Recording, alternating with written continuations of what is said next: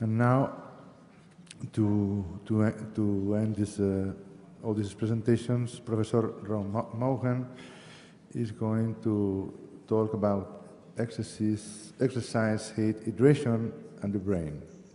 Thank you, Professor Maugham. You have the floor.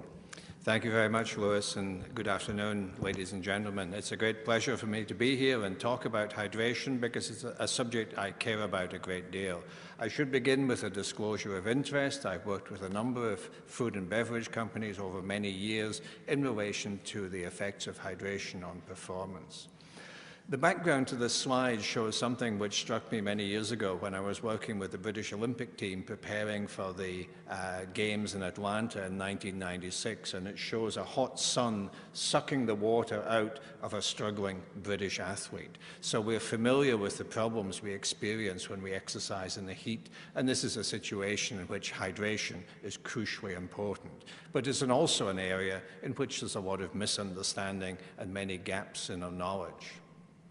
I'll begin with a simple demonstration of the effects of exercising in the heat on performance. This shows a study we did some years ago. We had people pedal a bicycle at a constant power output on 4 separate occasions, once when the temperature was 4 degrees centigrade, once when it was 11 degrees centigrade, 21 degrees, and 31 degrees. And you can see that the time they could continue to exercise before becoming exhausted decreased markedly with higher temperatures.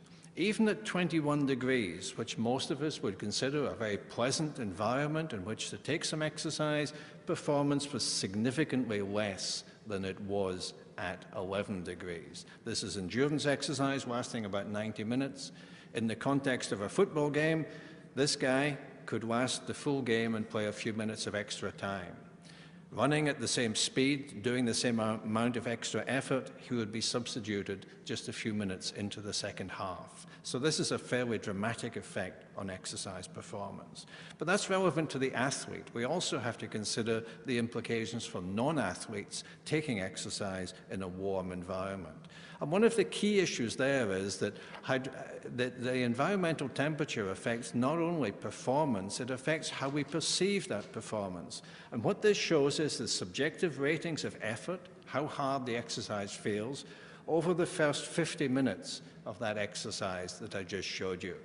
And you can see the red when time was short. Clearly, from early on in the exercise, it feels much harder. So if we accept that physical activity is good for people, and I think most of us would accept that, if we're to encourage people to take exercise, we have to recognize that this subjective sensation of effort is a major barrier to exercise. At the same work rate, which will produce the same physiological benefits, the exercise feels much harder in a warm environment than it does in a cool environment.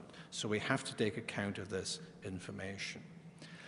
We also have to take account of the reasons why this happens, and we need to understand why exercise is harder in the heat. And it's not the heat per se, it's the effect on body temperature.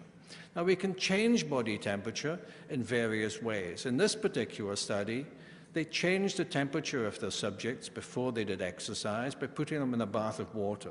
And they either went in cool water, in water at body temperature, or in warm water. When the subjects were immersed in cool water before doing an exercise test, they could keep going for 63 minutes. When they were immersed in water that didn't change body temperature, they could go for 46 minutes. When they were immersed in warm water to raise body temperature before exercise, they were exhausted after only 28 minutes. So when you see someone warming up before they do exercise in a hot gym, you have to question why they're warming up. It's not going to improve performance, it's going to impair performance. You're much better to cool down rather than warm up before you do exercise in the heat. And we know, too, it's not just performance. Again, it's subjective sensation of effort. In this study, you warm people up or you cool them down before they do exercise. And this is body temperature. You warm them up, cool them down, and then they exercise. Clearly, the body temperature much higher when they've been warmed up. And this is the subjective sensation of effort. The work rate is the same, the sensation of effort much greater when people have been warmed up rather than when they've been cooled down. So some clear implications if we're promoting exercise to improve health. We have to understand why some of those things are happening. And of course, the perception of effort, it may feel as if our muscles and our lungs and our heart is working hard, but ultimately it's something that happens in the brain. This is a study from my colleague Susan Shirreffs looking at some of the effects of mild dehydration on some aspects of physiological function. She took a group of subjects, studied them twice, once when they were fluid restricted for a day and a half, and once when they drank normally.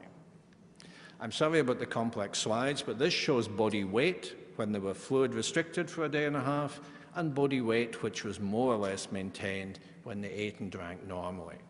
Not surprisingly, the subjective sensation of thirst on a 10 centimeter visual analog scale much higher when they weren't drinking than when fluid was not restricted. And you can see here some evidence of a circadian rhythm because the measurements were made morning and evening. And this is the subjective sensation of mouth dryness. Hardly surprisingly, if you're restricting fluid, your mouth feels dry compared to when you're eating and drinking normally. What about some of the other responses from the subjects? This is a question that says, how alert do you feel just now? And you can see when eating and drinking normally, the subjects maintain a fairly constant response. When they're fluid restricted, the alertness response, again with some circadian rhythm, decreases quite dramatically. This question asks, how tired do you feel just now? And just fluid restriction for 24 hours produces a dramatic difference in the subjective sensation of tiredness. This says how well able to concentrate do you feel just now, and there's a fairly dramatic reduction in the ability to concentrate. And this is a non-subjective headache-type symptom, and again, fairly dramatically different. So I'd ask you, if you're taking a taxi back to the airport today or tomorrow, you might wonder whether your taxi driver has been staying hydrated. Does he feel like this, or does he feel like this? It may make a difference to his ability to get you to the airport in one piece. We know, too, that hydration affects performance, but also affects the perception of effort in much the same way that heat does. These are studies from the US military. They've dehydrated individuals by something between 1% and 4% of their body mass, do a standard exercise task, and ask the subject, how hard does the exercise feel? The same power output, but you can see with increasing dehydration, it goes on the scale from somewhat hard, which is fairly tolerable, not too bad, to very hard, which is a quite unpleasant sensation. So the same exercise not only feels harder in the heat, but it feels harder when we're dehydrated. So when we're thinking about hydration and exercise performance, we have to consider two issues. We may start exercise already dehydrated, and somebody in an event which lasts only a few seconds, clearly there's no scope for becoming dehydrated during the event. But in a football game or a marathon race, if we don't drink, we'll become progressively dehydrated over time. Fortunately, a meta-analysis has recently been published looking at the effect of pre-exercise dehydration on performance. And what they showed, taking, I think, 28 different studies, if individuals begin exercise dehydrated, the mean power output, the work rate that can be achieved, reduced by about 3%. That's a big difference to an athlete. Significant reduction in exercise performance, but also a call for some more studies to look at the effect of modest dehydration because we don't have as much information as we should. Would anyone ever begin exercise already dehydrated? Well, these are some data where we've used urine osmolality as a marker of hydration status. Most people would agree that a urine osmolality of about 700 milliosmoles is the upper limit of euhydration. Above that, you're probably somewhat dehydrated. And at 900 milliosmoles, you're probably dehydrated by about 2% of your body mass. These are measurements made at 4 different times of the year across a football season in some of Europe's best football players. This is the team that won the Champions League in 2002, the season in which these measurements were made. These are measurements made on the players when they turn up for training. They're given no warning that a urine sample will be collected. The urine's collected as they arrive for training, and we measure the osmolality. You'll see that most of the players are dehydrated to some extent when they arrive for training. We see similar findings when they arrive for match play. This is not a good situation in which to begin training or indeed to begin match play. So dehydration before exercise is probably relatively common. What about dehydration during exercise? I thank Dr. Eric Goulet for permission to quote from an unpublished study, which is currently submitted for publication. He showed that exercise-induced dehydration begins to impair exercise performance when you're dehydrated by more than about 1% of your body weight, and it's progressive. So there's a meaningful and substantial effect on performance when you're dehydrated by more than about 2% of your body weight. So the evidence seems fairly clear. Dehydration is not a good thing. But the question is why? And we have to understand why we feel more tired in the heat, why we feel more tired when we're dehydrated, and why performance is reduced. Bodil Nielsen, who's done much work in the area, said it's all down to body temperature. It's nothing to do with what's happening in the circulation and the muscles or anything else. It's something happening. But that doesn't tell us the mechanism. It's just a black box. Something is happening with body temperature, and we need to know what it is. One of the issues, of course, is typically when we've measured body temperature in the past in humans, and this is a measurement made at the end of a marathon race, this chap is measuring this chap's rectal temperature, we look at temperature in the rectum because it's convenient. But it's much easier to believe that the brain is important and the temperature of the brain is important rather than the temperature of the rectum. So maybe we've been looking in the wrong place. But it's hard to measure brain temperature. You can do it in the rat, and studies in the rat show that if we have animals living in a comfortable environment and we then get them to run in a warm environment, they can run for just about 30 minutes. If we make the environment hotter, 38 degrees rather than 33, exercise time comes down. If we pre-warm them, exercise time comes down fairly dramatically. But in all these situations, the brain temperature fatigue is fairly constant. So the evidence from the rat model suggests there's a constant brain temperature at which we become fatigued. Unfortunately, we don't at present have good measures of brain temperature in humans during exercise. In Copenhagen, where they can do some invasive studies, they've measured the temperature of the arterial blood going to the brain and the venous blood draining the vein by putting catheters in arteries and veins in the neck. They show that the brain indeed does get very hot during exercise, but it's difficult to quantify the absolute temperature. We're currently in discussion with some nuclear medicine experts. We believe it's possible to measure brain temperature using magnetic resonance spectroscopy, and we hope to have those measurements fairly soon. So we have to look at something else we can do in the brain. Now, the idea that the brain's important isn't a new one. This is a quote from a textbook from Francis Bainbridge, published in 1919, Bainbridge of the cardiovascular reflex, and he said, "We've known for a long time that fatigue's all about things in the central nervous system." And he said rather perceptively, there appear to be two types of fatigue, one arising entirely within the central nervous system, the other in which fatigue of the muscles themselves is superadded to that of the nervous system. And that's a very insightful observation. And I think it's still as valid today as it was 100 years ago. So what's the link between what's happening in the muscles and what's happening in the brain? Well, the link may be related to some of the central neurotransmitters, the messages that go between neurons in the brain. And there's a suggestion that serotonin or 5-hydroxytryptamine concentrations in the brain are increased after exercise. And we know that serotonin is important in mood, tiredness, lethargy, and a number of other symptoms. Eric Newsholm and his colleagues picked up on this and showed that changes in circulating tryptophan and other metabolites could influence central serotonergic activity. So there's a link between the metabolic events in the muscle and what's happening in the brain.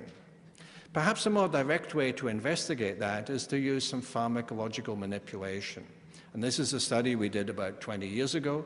We gave some healthy volunteers paroxetine, which is a selective serotonin reuptake inhibitor used in the treatment of depression.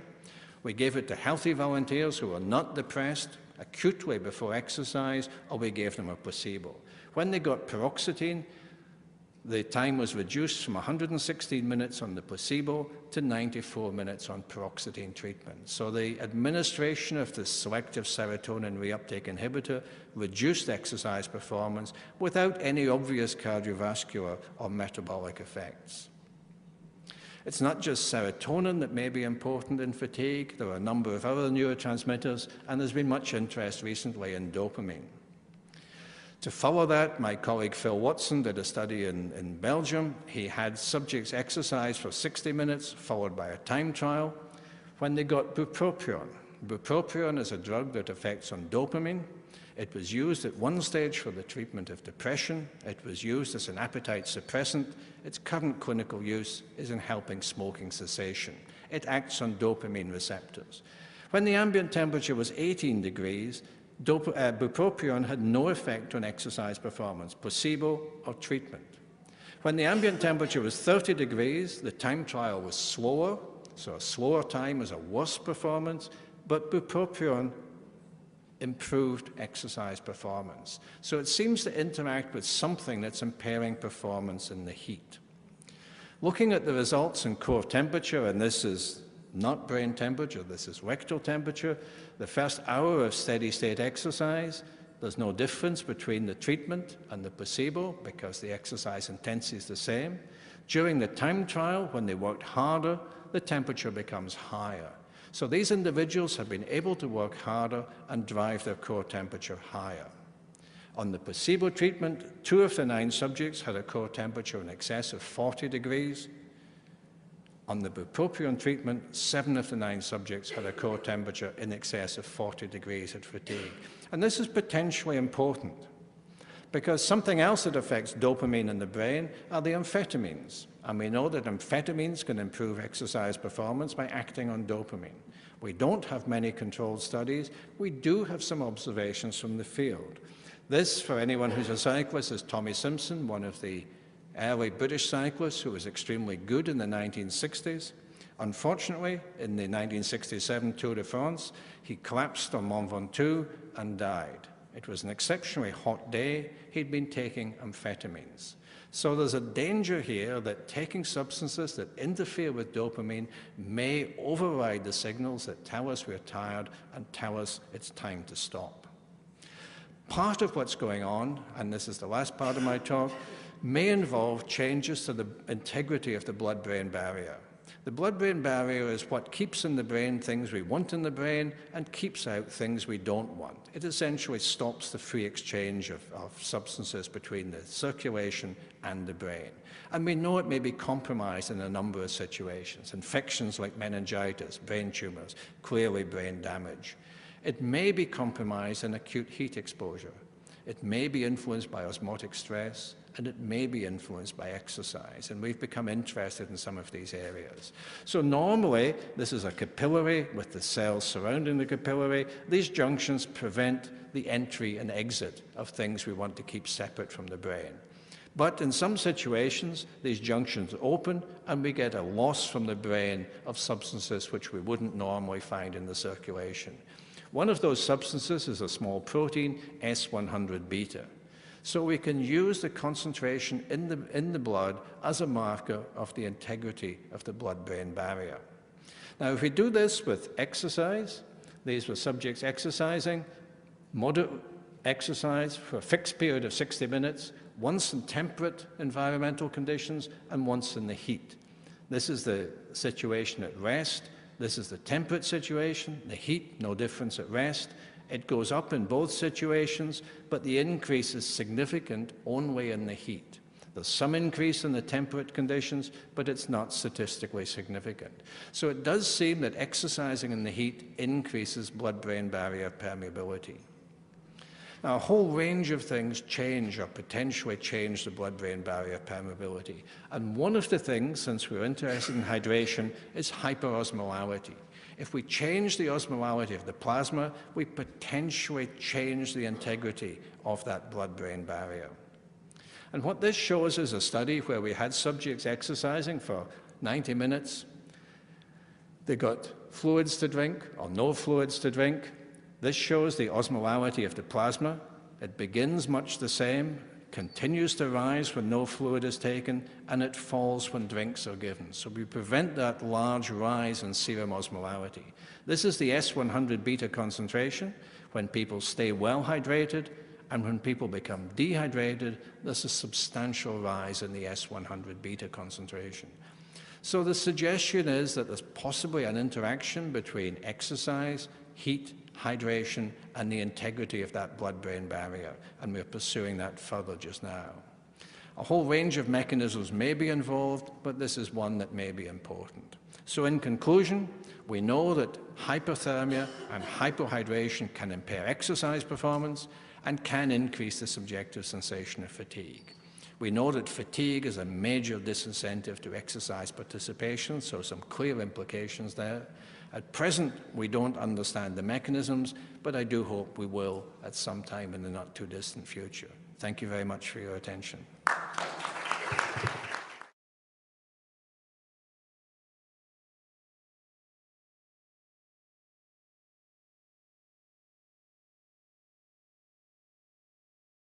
Clearly, that mechanism can operate in animals. I think the evidence that it can operate in humans is not very good at all. We're not very good at hyperventilating, unlike many animals. If we begin to hyperventilate, we clearly change acid-base status and a number of other parameters. So increasing our ventilation or changing our ventilation is not really an option. The only data I know that really relate to this is studies from the Copenhagen group. As I mentioned before, they've looked at AV differences across the brain. And the striking thing there is that the venous blood is hotter than the arterial blood. So the brain is contributing heat even during exercise. We usually think that the increase in body temperature is coming from the muscular activity, which generates a lot of heat. But the brain is also contributing to the rise in body temperature during exercise. People have tried to look at ways of selectively cooling the brain by wearing caps with ice in them and other things, but it really doesn't happen to any great extent. The trouble is we have a very good mechanism for vasoconstriction when we cool the skin. Cooling from the outside isn't effective. There are some studies within the last 2 years that it's not just hydration that's important, because if you take a drink, you can manipulate the temperature of that drink. If your drink is at a low temperature, you can reduce the sensation of effort and increase exercise time compared to the same volume of drink at a higher temperature. So taking cold drinks during exercise can help to lower body temperature and extend exercise performance. But I'm not sure we have much scope for local manipulation.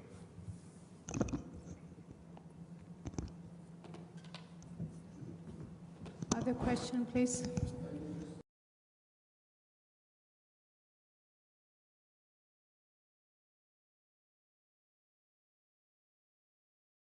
That's an interesting point. For those of you who don't know, we've thought for many years, we've known for many years that taking drinks that contain glucose will enhance exercise performance to a greater extent than taking plain water, and that's part of the basis of sports drinks. Within the last 5 or 6 years, there have been several publications showing that if you take a glucose drink, swill it around your mouth and spit it out so that none is swallowed, that too can improve exercise performance, which seems quite remarkable. And it suggests there are some glucose receptors in the brain that respond to the presence of glucose in the mouth. That says to the brain, there's some energy coming in your direction that's about to be swallowed. It'll soon be available, so you can carry on exercising, don't worry. The fact it's then not swallowed comes as a bit of a surprise, but the exercise performance is improved. I think you're probably right that we could get a similar effect with swilling the mouth with a cold drink, because of course that gives a pleasant sensation, and that pleasant sensation in itself may be enough to improve performance. But as far as I'm aware, the study hasn't been done.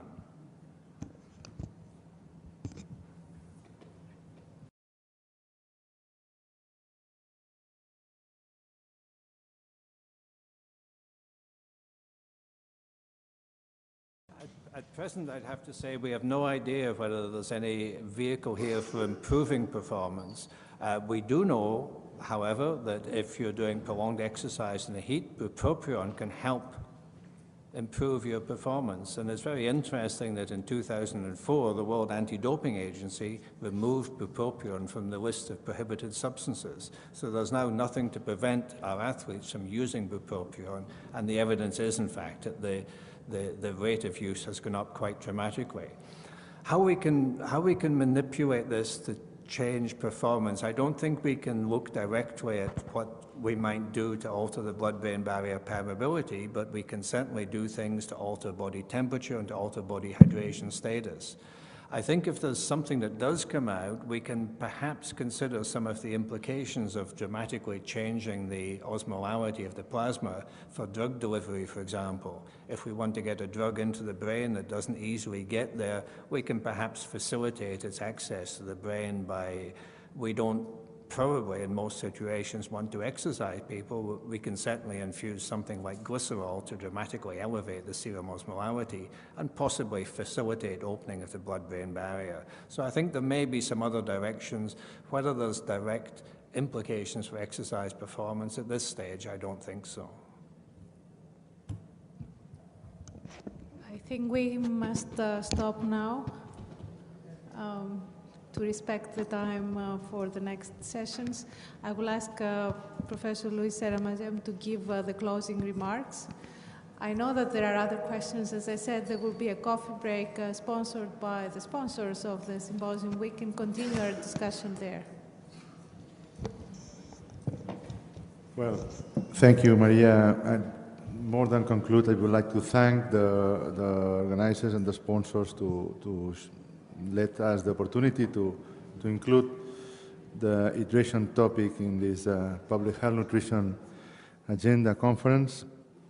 I would like to thank you, the speakers, for the excellent presentations. Thank you very much for joining, and thank you to all of you to attend. I hope that in next editions of this conference, we will have the results of the research that the different institutions are undertaking to improve their knowledge on the hydration issue. Thank you very much.